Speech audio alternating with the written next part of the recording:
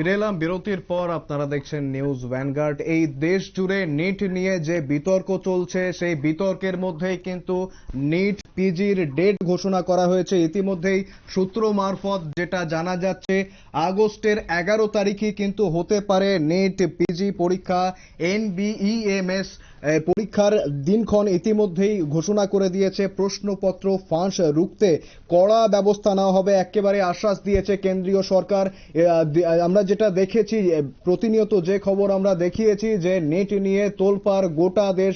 দুর্নীতির অভিযোগে কিন্তু একাধিক পরীক্ষা বাতিল হয়েছে এবং এই দুর্নীতির মধ্যেই এই তোলপাড়, এই রাজনীতি নিয়ে তোলপাড়, এই নেট নিয়ে তোলপাড়, এই সমস্ত পরিস্থিতির মধ্যে আবারও নেট পিজির দিনক্ষণ ঘোষণা করেছে এনবিইএমএস। আমাদের সঙ্গে রয়েছেন আমাদের প্রতিনিধি সুমন্ত ব্যানার্জি। সুমন্ত, ঠিক কি জানা যাচ্ছে, কবে নাগাদ হতে পারে এই পরীক্ষা এবং কেন্দ্রীয় সরকার বা কেন্দ্রীয় মন্ত্রক ঠিক কি কি ব্যবস্থা নিয়েছে যাতে আর নতুন করে কোনো দুর্নীতি না হয়, যাতে নতুন করে আর প্রশ্নপত্র ফাঁসের মতো ঘটনা সামনে না আসে? ঠিক এই কারণগুলো, এই দিকগুলো দেখতে কি কি ব্যবস্থা নিয়েছে সুমন্ত? দেখো শুভেন্দু, যেটা এখনো পর্যন্ত জানানো হয়েছে 11ই অগাস্ট হবে এই নিট পিজি পরীক্ষা। শুক্রবারই national board of examination in medical science মানে এনবিইএমএস তার তরফে জানানো হয়েছে যে 11ই অগাস্ট পরবর্তী দিনক্ষণ ঘোষণা করা হয়েছে এবং দুটি শিফটে পরীক্ষা হবে বলা হয়েছে। এই নিট পিজি পরীক্ষার জন্য যে যোগ্যতা মান অর্জন করতে হয় সেটার কাট অফ ডেট হিসেবে 15ই আগস্ট হিসেব এখনো পর্যন্ত রাখা হয়েছে। তবে পরীক্ষার 2 ঘন্টা আগে প্রশ্নপত্র তৈরি করা হবে কিনা সেই বিষয়ে এখনো কিছু জানানো হয়নি।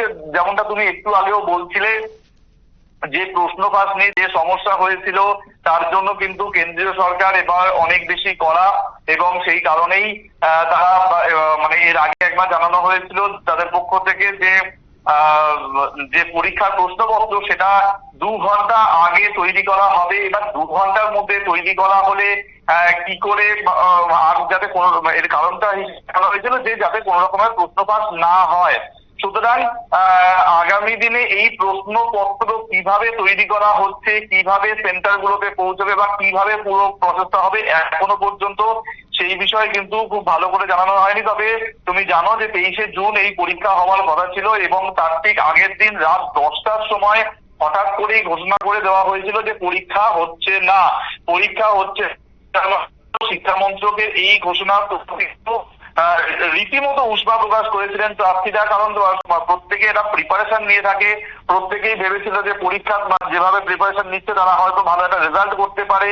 সব রকম একটা মানসিক ভাবে যে প্রিপারেশন দরকার ছিল, লেখাপড়ার দিক থেকে যে প্রিপারেশন দরকার ছিল, সমস্ত দিক থেকে তারা তৈরি ছিল। কিন্তু শেষ মুহূর্তে বাতিল হয়ে যাওয়ায় অনেকেই কিন্তু ভেঙে পড়েছিলেন এবং সেই নিয়ে উষ্মা প্রকাশ করেছিলেন। অবশেষে 11ই আগস্ট দিনক্ষণ ঘোষণা হয়েছে।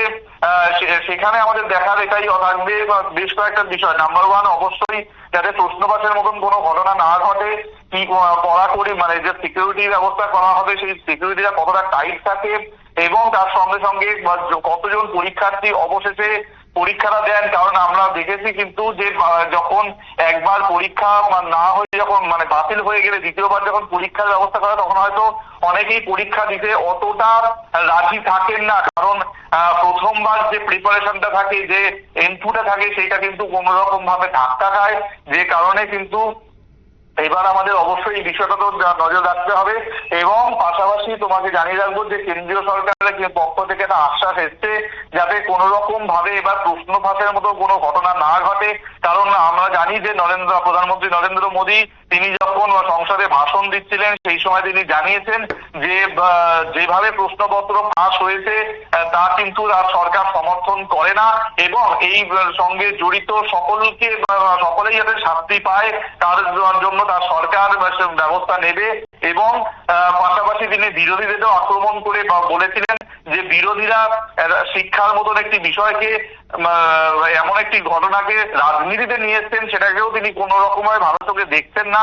তিনি কিন্তু এই কথাগুলো বলেছিলেন এবং তার সরকার যে কঠোর হবে সেটাও তিনি জানিয়েছিলেন। পাশাপাশি রাষ্ট্রপতিও তার ভাষণে কিন্তু বলেছিলেন যে এই শিক্ষার মতো এত বড় দুর্নীতি যেটা ঘটেছে নিট নেট এই সমস্ত ক্ষেত্রে সেই বিষয়ে বা তার সরকার অবশ্যই ব্যবস্থা নেবে, এমনটা তিনি নরেন্দ্র মোদী সরকারের উপর ভরসা সেই অনুযায়ী সরকার সমস্ত রকম ব্যবস্থা এখনো পর্যন্ত নিয়েছে বলেই জানানো হয়েছে এবং সেই তার উপর ভিত্তি করেই আগামী 11ই অগস্ট এই পরীক্ষার দিন ঘোষণা করা হয়েছে।